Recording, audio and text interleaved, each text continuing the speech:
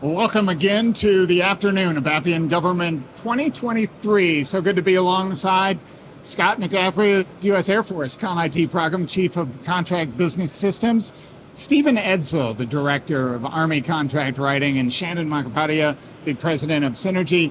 So good to have you guys up here talking about the innovations going on in two very, very important programs, the contract writing systems that are at the forefront of DoD modernization in this discipline. So good to have you with us. And we know that there's been challenges. The collaboration has been notable between your two organizations. And Shannon, you've been working with both Steve and Scott along the way, helping to drive this whole collaboration, but also the innovation that goes along with the Appian platform for these solution systems.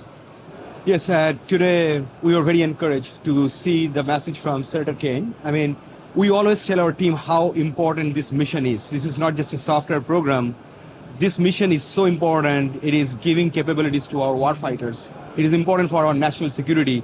And I know, Scott, I think you and me kind of started working the program almost 2 years ago around the same time. And I've seen your passion and your energy, and you have been reminding me all the time how important the mission is for giving capabilities to the end users. So what are the challenges that are on your table or on your list for your end users in like the coming months and years? Yeah, that's a good question. First, let me say, I don't speak for the Air Force or the DoD. This is really just my opinion as a whole, right? But what the challenges that we face in an environment like the DoD is they do complex acquisitions, and they got to do them fast, right?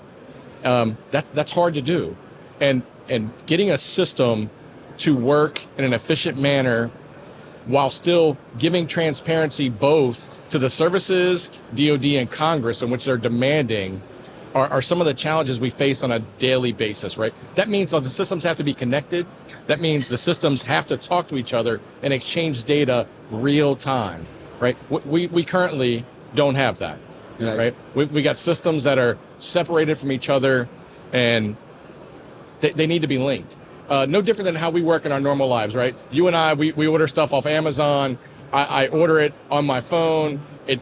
It ships it to me. I check my bank statement. It already went through my bank. I get full close the loop transparency on what that transaction looks like. That is no different than how Congress is saying, hey, Air Force, we need you to do this too. At least that's how I interpret it, right? So that's what we're driving towards for these systems, to give that transparency and bringing us to today's standard on how we do business. And when I say today's standard, meaning how we do as consumers, what we expect as consumers, right? I think the taxpayers are demanding it, and that's how we're driving the systems, right? One of those efficiencies is actually in the reuse of some of the important functionality within ConIT, and Steve, you've been a benefactor of that and talked about the collaboration and why it saves time, saves money for your project. Oh, absolutely. Now, in fact, the Air Force has been great partners with us in developing their ConIT software, and we've taken that in the Army as well as the Navy and the DoD have all taken the ConIT baseline, which is an Appian-based software, and we've built our own systems. And the work that they have done has been monumental because they have built this software so we can take it in a package and then use it, but also develop it and to meet our own requirements within our own services. So the partnership has been just invaluable to us. It is way better than trying to build a software from the ground up. That is very challenging. Anyone will tell you that. So when we can take a software that already exists and is being used within the government and shared amongst other government agencies, the benefits outweigh any negatives that you could ever have. And I will tell you, just from the Army standpoint, we've trained the users on the software, and we are getting great reviews from the users. They're saying that this is a software that we like. It is much better than anything we've ever used before, and the training for it has been very good. We have talked earlier, and all of you have mentioned the value that the program management from USDA has provided to kind of knitting together this picture over the years. Shandon, observations on what Dave Peters and the USDA team have meant to these programs. Yeah, you're right. They have created this environment where we can very quickly bring people on board. We can engage with Army and Air Force very easily, and much faster. And then share these successes around the programs. But then also I'll maybe flip back and ask the question to Scott and to Steve that I see a very good collaboration between these two programs, and also. How are you kind of negotiating your roadmaps? Because I know that there are a lot of similarities, but sometimes there are you have respective user base to answer to, right? And then you have to keep their priorities at the front of the center, because that's pretty neat. But I'm seeing a lot of collaboration on that area, and very impressive. But I mean, how are you on your side of the world? How does that work actually? Yeah, that's a great question, right?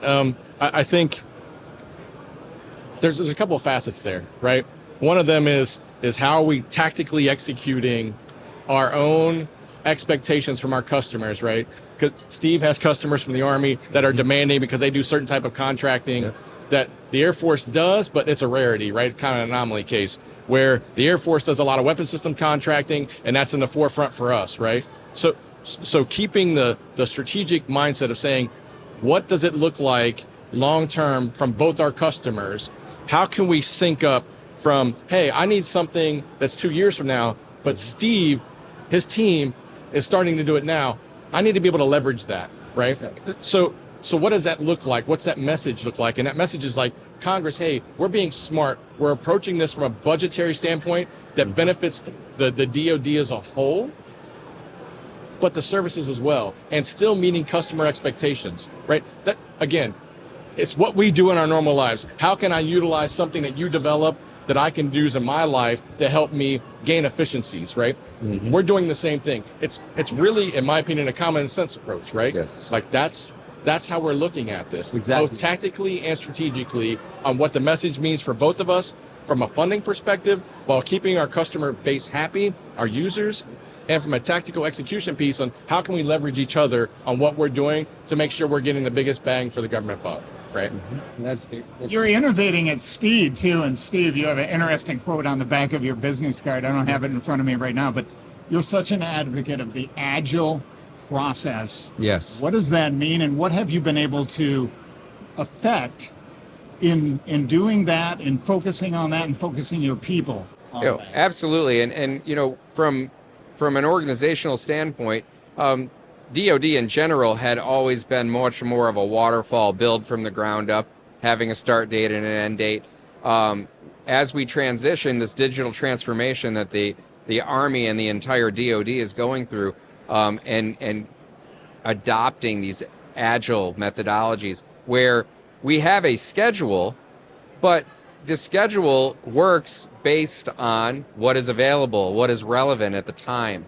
So that has been a great asset for me coming in as a new product manager to say, hey, I understand we used to do it this way, but I want to do it what makes sense. And Scott kind of made that comment already. But if we can get things done sooner because we can partner with other people, and it does help that the Air Force and the Army have the same system integrator, so we are able to share information a lot quicker and a lot better than maybe some of our other partners. But we are continuing to build those relationships cross-service, and we will continue to work with the other services and say, hey, here's what's really been working well for us. You may want to consider doing this as well. And we have a great team and a great partnership, and we will continue to build our agile capabilities within the DoD through this system.